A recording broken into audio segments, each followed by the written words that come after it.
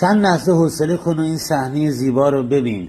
در دل خشم طبیعت، جایی که سیل مرز میان شکارچی شکار رو از بین برد، اتفاقی افتاد که هیچ کس انتظارشو نداشت.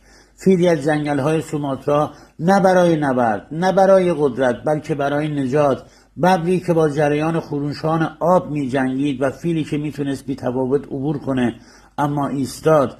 در جهانی که ما انسان‌ها هنوز درگیر مرز، سلطه و حذف یکدیگریم، این موجودات بی صدا درسی بزرگ به ما دادن. همدلی زبان نمیخواد، قدرت همیشه در چنگال و دندان نیست و انسانیت گاهی در قلب موجودی میتپه که هرگز نامشو انسان نذاشتیم. این فقط یک ویدیو نیست، یک آینه است برای دیدن آنچه فراموش کردیم. دوستان لطفا ببینید و لذت ببرید، نظرتون اون پایین بگید. درود بر شما.